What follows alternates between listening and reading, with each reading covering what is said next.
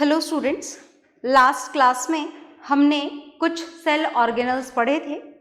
ठीक है, आज की क्लास में हम फिर कुछ और सेल ऑर्गेनल्स को पढ़ने जा रहे हैं। सुनिएगा नाम ध्यान से। जो नेक्स्ट सेल ऑर्गेनल हम आज की क्लास में पढ़ेंगे उसका नाम है वैक्यूल्स।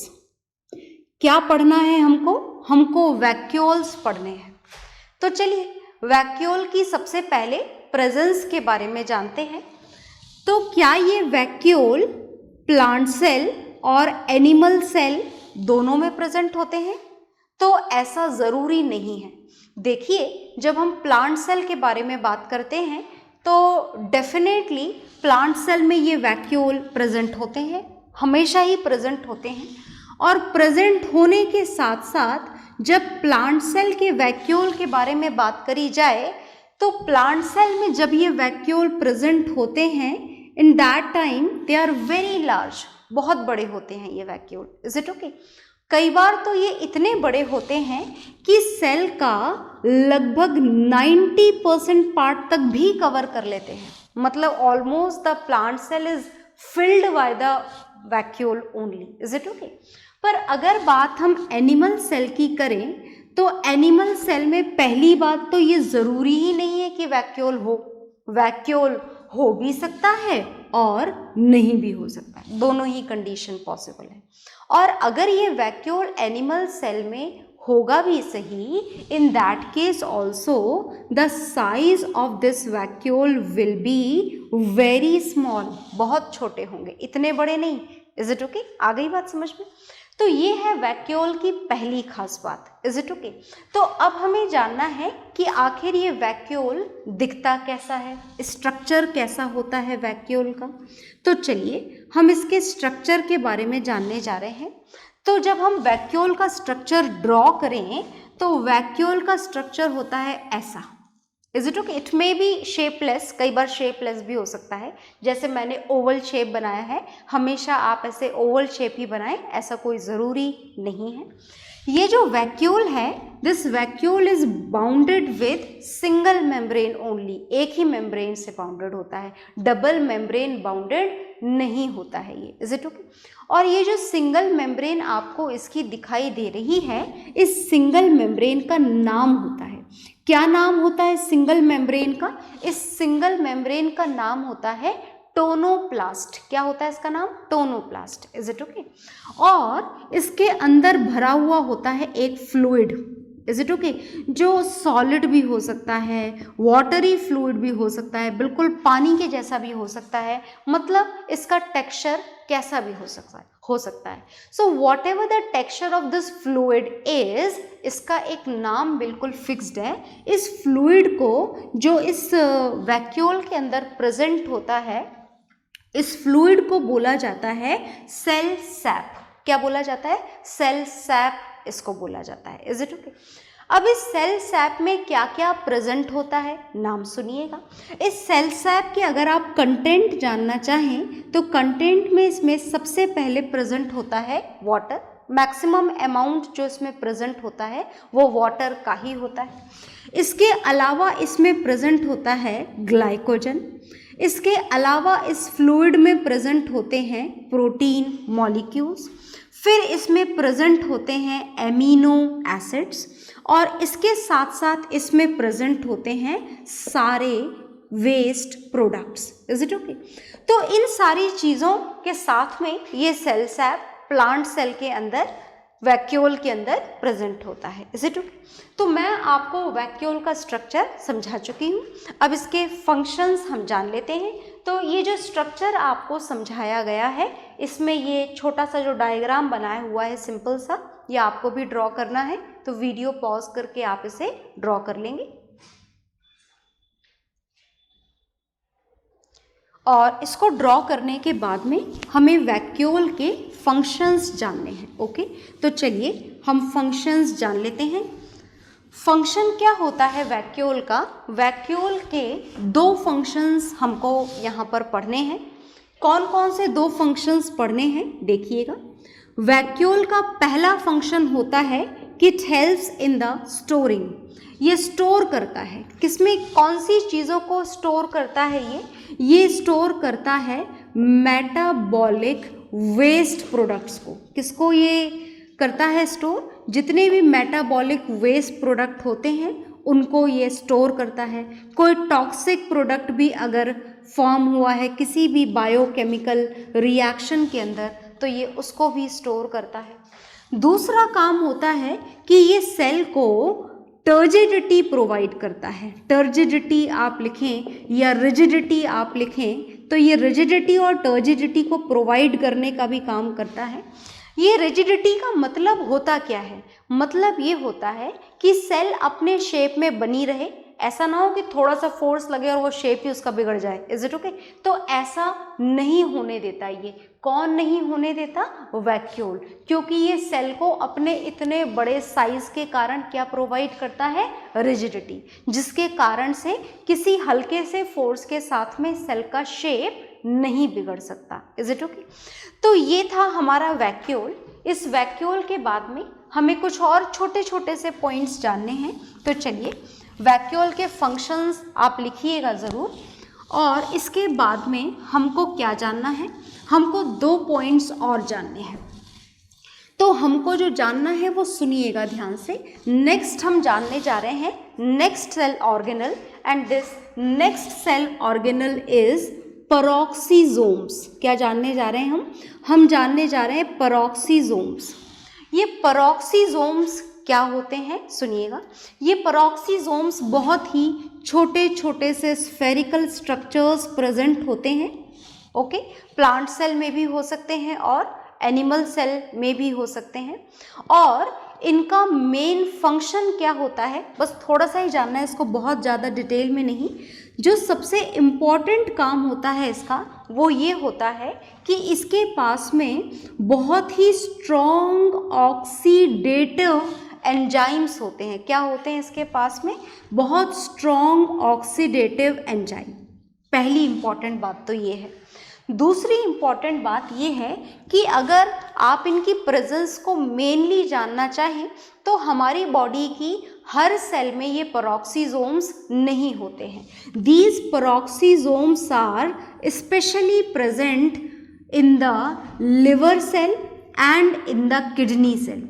या तो ये लिवर सेल में होते हैं और लिवर सेल के साथ साथ ये किडनी सेल्स में भी मिलते हैं। अब जानने का पॉइंट ये है कि आखिर ये लिवर सेल और किडनी सेल में इतनी स्पेशली क्यों प्रेजेंट होते हैं। तो कारण सुनिएगा। कारण ये है कि हमारी किडनी का काम है हमारे ब्लड को क्लीन करना। मतलब हमारे ब्लड में जितने भी वेस्ट प्रोडक्ट होते हैं उनको क्लीन करने का काम किसका होता है? उनको क्लीन करने का काम होता है किडनीज का। Is it okay? तो किडनीज में कई बार क्या होते हैं कि बहुत सारे टॉक्सिक प्रोडक्ट आ जाते हैं ना, किडनी वाली सेल में बहुत सारे toxic waste product, harmful product, poisonous product आ जाते हैं। तो when these peroxisomes are present in the liver cell and kidney cell, तो ये जो पेरोक्सीजोम के जो स्ट्रॉन्ग ऑक्सीडेटिव एंजाइम्स हैं, ये स्ट्रॉन्ग ऑक्सीडेटिव एंजाइम्स क्या करते हैं? ये स्ट्रॉन्ग ऑक्सीडेटिव रिएक्शन करते हैं। और इस स्ट्रॉन्ग ऑक्सीडेटिव रिएक्शन के थ्रू जो हमारी लिवर सेल और किडनी सेल है ये फाइनली क्या हो जाती है? डिटॉक्सिफाई हो जाती है। तो ये है आपके पेरोक्सीजोम का मेन फंक्शन कि इसमें जो स्ट्रॉन्ग ऑक्सीडेटिव एंजाइम्स जो प्रेजेंट थे, ये स्ट्रॉन्ग ऑक्सीडेटिव एंजाइम्स अपनी रिएक्शन के थ्रू आपकी सेल को क्या कर देते हैं? बिल्कुल detoxify, which is the removal of all toxic products. Okay, तो पेरोक्सीजोम्स के साथ में हमको जो नेक्स्ट सेल ऑर्गेनल पढ़ना है वो देखिएगा ध्यान से। Next cell organelle is centrosomes.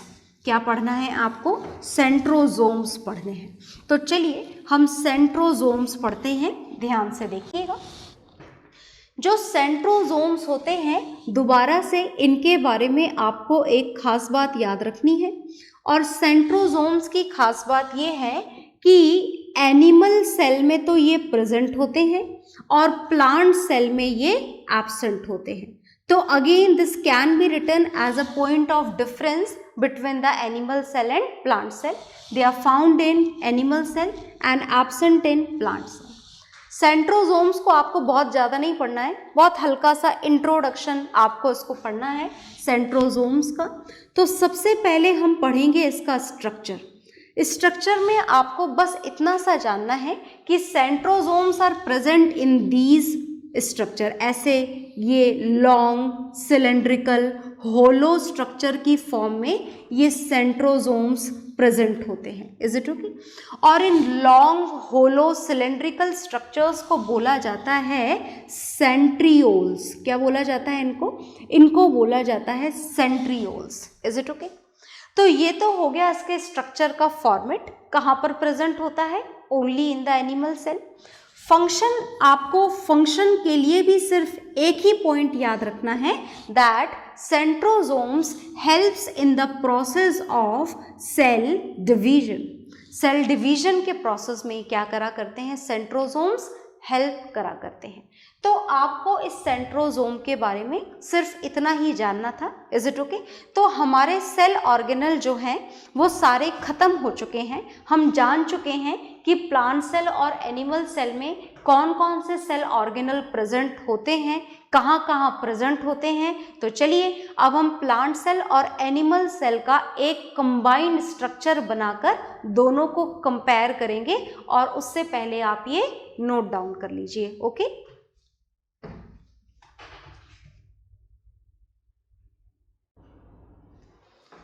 हाँ जी, तो देखिए प्लांट सेल और एनिमल सेल के फिगर को हमें कंपेयर करना था, और मैंने आप लोगों के लिए ऑलरेडी ये फिगर्स यहाँ पे ड्रॉ कर दिए हैं। तो देखते हैं एक बार कि कौन सी सेल में क्या क्या डिफरेंसेस हैं। देखिएगा ध्यान से। तो हमने फिलहाल ये एनिमल सेल बनाई है और ये प्लांट सेल बनाई है। Is it okay? तो अपन सबसे पहले एनिमल सेल का डिस्कशन कर लेते हैं। देखिएगा ध्यान से। एनिमल सेल में जितनी भी चीज़ें हमने पढ़ी थी हम ऑलमोस्ट यहाँ पे सब कुछ बना चुके हैं। देखिएगा, this is the outermost boundary of the cell which is known as plasma membrane. It may also be known as cell membrane. Is it okay? अच्छा, नेक्स्ट देखिए, ये सेक्रेटरी वेसिकल्स हैं जो कहाँ से सीक्रेट हो रहे हैं। They are secreted from the Golgi body. Is it okay? ये सीक्रेट होते होते ये एक्सोसाइटोसिस प्रोसेस के थ्रू इस सेल में से बाहर रिमूव भी हो जाते हैं। ओके? नेक्स्ट हमने देखा ये गोल्जी बॉडीज का स्ट्रक्चर जो हम ऑलरेडी फुल डिटेल में पढ़ चुके हैं। फिर ये माइटोकॉन्ड्रिया, और आप देख सकते हैं कि इस पूरी सेल के अंदर एक ही माइटोकॉन्ड्रिया नहीं है, और भी माइटोकॉन्ड्रिया हमने बनाए हैं। ये माइटोकॉन्ड्रिया, ये माइटोकॉन्ड्रिया, ये mitochondria. Is it okay? So number of mitochondrias are not at all fixed in any cell. Okay? So look here, this is mitochondria. These are the ribosomes which are attached on the surface of endoplasmic reticulum. Okay? Some free ribosomes are also there. यहाँ पे मैंने label नहीं करा है, आप अपने आप करेंगे.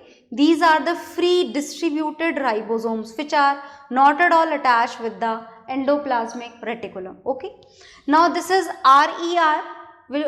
Full form of this RER is rough endoplasmic reticulum. Next is cytoplasm, a fluid which is filled inside the cell. Now come here.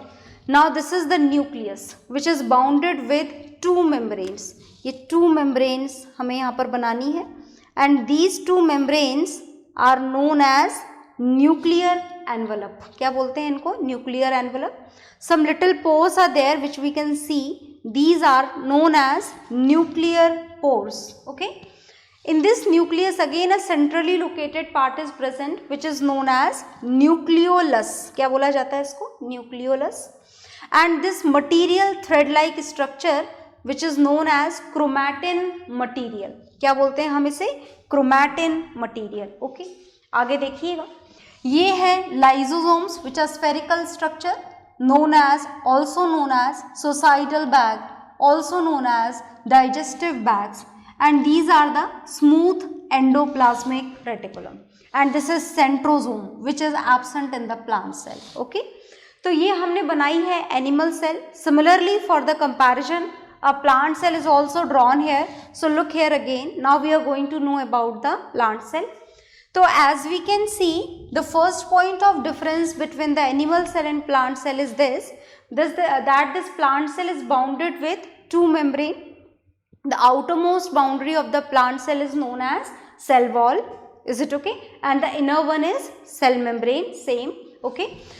And this plant cell is having comparatively less number of mitochondria. If you are going to compare it with the animal cell, then this plant cell is having less number of mitochondria, okay? So you can see only 2 mitochondria are there.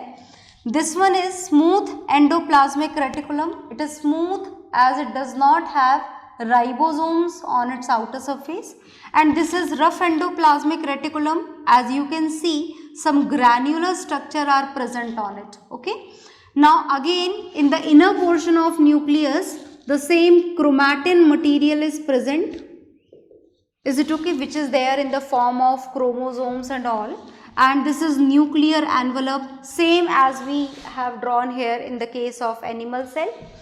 This is nucleolus. Now you can see, due to the presence of this much big vacuole, look here, this plant cell is having this much big vacuole. Because of this big vacuole, all the different cell organelles are pushed towards the cell membrane, है ना, सब कोने में shift हो गए. देखो ये nucleus ही कोने में पहुंच गया, जिसे हम सेंट्रली लोकेटेड बोलते हैं, okay. Now these are the free ribosomes which are not at all attached with the surface of endoplasmic reticulum. Now 1, 2, 3 ये तीन हमने क्या बनाए हैं यहाँ पर, क्लोरोप्लास्ट, जिसका स्ट्रक्चर हम पढ़ चुके हैं ऑलरेडी फुल डिटेल में. नाउ ये जो आपको हिस्सा दिखाई दे रहा है यहाँ पर, इज इट ओके, जिसके ऊपर ये ग्रैन्युलर स्ट्रक्चर प्रेजेंट है, this is the endoplasmic reticulum which is distributed. This is Golgi bodies, जो बहुत ही प्रोमिनेंट नहीं होती है प्लांट सेल के अंदर, जैसे इसमें बिल्कुल बिगर प्रोमिनेंट डेवलप्ड आपको दिखाई दे रही है. And now cell covering is known as tonoplast, and similarly the same fluid is filled inside this cell also, which is known as cytoplasm. कौन सा fluid present होता है इसके अंदर भी, cytoplasm present होता है, ओके. तो ये है हमारी एनिमल सेल और प्लांट सेल के फिगर्स जो कंप्लीट हो चुके हैं. आपको इन्हें अपनी कॉपी में रजिस्टर में ड्रॉ करने होंगे, इज इट ओके. और उसके बाद में एक वर्क है जो आपको खुद करना है. इन फिगर्स को देखकर प्लांट सेल और एनिमल सेल में डिफरेंसेस आपको खुद लिखने होंगे, इज इट ओके. और इसी के साथ में हमारा सेल चैप्टर खत्म हो गया है, इज इट ओके. आपको लर्न करना है, रिवाइज करना है, ओके. Bye everyone.